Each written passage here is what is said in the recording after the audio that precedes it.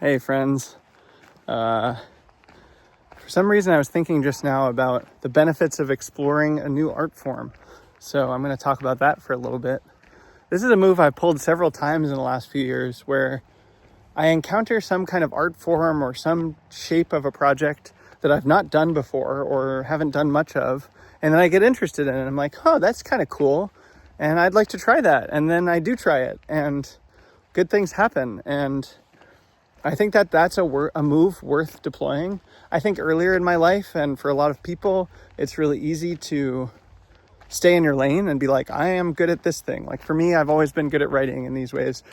And that's good. It's good to know what you're good at, and it's good to do more of what you're good at and to double down on what you're good at. But I've always been a jack of all trades type, and I like trying new things. And the thing about trying new things is you learn new things from trying new things that you might not learn if you just stayed, always getting better at your own niche or, the specific thing that you're good at. And so one thing that I did pretty early on that was an example of this was learning about drawing and trying out Procreate. And when I first tried Procreate and first did drawings, I embarked on a do 100 thing drawing challenge. And just using Procreate because I thought Procreate was cool and it was a cool toy and I had fun playing with it. And I was like, I just want to play with this. Like, I don't have any big ambitions. I don't have some masterpiece that I'm trying to make. I don't even have standards for this. Like, there's art that I like, but I didn't need to make art that was that good. I'm just like, this is a cool toy. I want to play with this. And so I'm going to explore it. And even making one drawing would go in that direction, but I decided to do 100 thing. Because I was excited about do 100 thing challenges at the time. Still am, of course, but it was brand new for me then. And so I did 100 drawings and I found out by the end, I really like this and I'm actually kind of good at it. If I just keep going, I learned a lot about Procreate and visual art and drawing and how to make drawings that I liked and even what I like to draw. And I just was not on a track to be doing visual art before I did that challenge. It was not something I'd considered doing. It was not something I'd put effort into. I'd done very little drawing before that in general, some, but very little. And since then, there's been a number of times where I have done the same maneuver and I explored a new medium. And some of these mediums are ones like drawing, where I just kind of continually do or regularly do, I would say.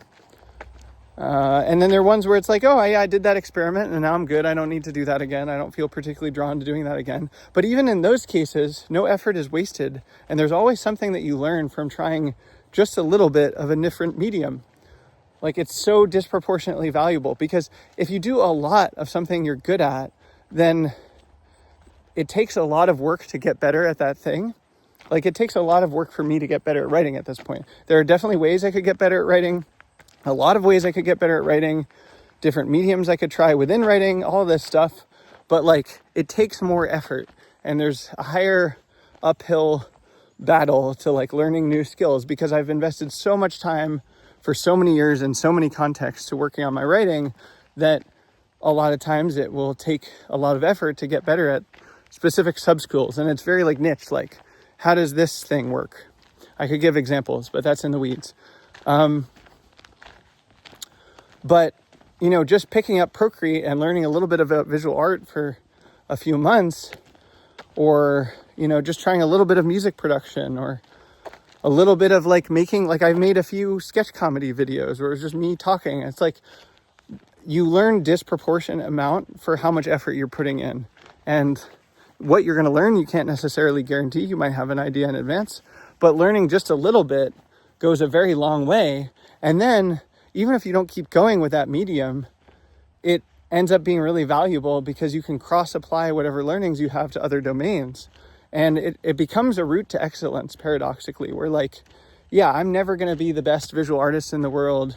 I'm probably never going to be the best at any one of the things that I do, but you start to have this skill acquisition competence and you start to be disproportionately good at things in general because you've tried a lot of things and done a lot of things and see how they connect and you can pattern match. And if you learn a lesson in one area, it just very swiftly cross applies to another area and then you get better at everything. And no, you're not the best visual artist or the best filmmaker or the best novelist in the world or whatever it is, but you live this vibrant, varied life, both externally and internally, that's like creative and surprising. And, it's a weird mix of skills, and you just find yourself on this adventure of being the one person that can do a bunch of weird things that nobody else can quite do that thing. It's like the Scott Adams example he's the guy who created Dilbert, if I'm remembering his name correctly. He was the one guy that was like good at drawing and was like kind of funny, and also had a business sense and had an experience in business, and he used all those things to create Dilbert. And it's like the world's best satirical business cartoon, which is like a pretty specific thing. He's not the world's best drawer. He's not the funniest person. He's not the best businessman. He certainly wasn't the best 9-to-5 employee ever. He's just like good at all of those things and could combine those experiences into making a pretty funny cartoon that resonated with a lot of people. I used to love Dilbert as a kid. It's a weird thing for an 8-year-old kid to love. I guess it's because my dad liked it and I liked my dad. So that's probably why I like Dilbert. It's a weird thing to like as a kid. But anyway, the things you find yourself saying when you make videos. Yeah, so that's something that's worked well for me, is to try just a little bit of a new medium and as an exploration, as an experiment, and to see what happens, see what you learn. And you don't necessarily need to pre-commit to going further with it. You don't need to try to go on a track towards excellence or even mastery. It's just like, hey, I'm going to explore a little bit of this. I'm going to do it once, or I'm going to spend an hour on it, or I'm going to learn about it for a week, or I'll take a short course, or even spend a few months on it. It doesn't have to be this huge lifelong commitment to being the best in the world at the thing, which is like the other end of the spectrum.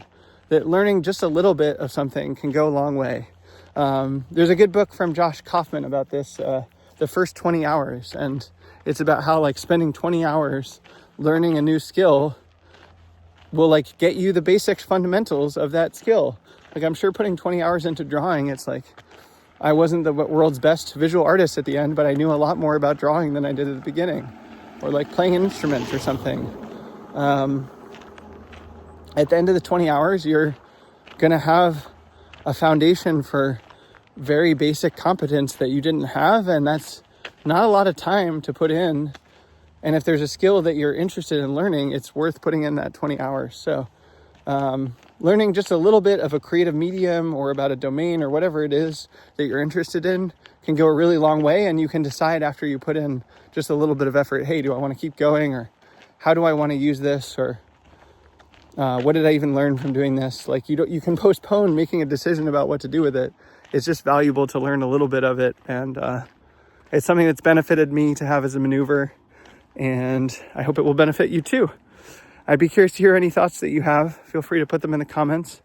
And I am sending you love. Take care, friends. Bye.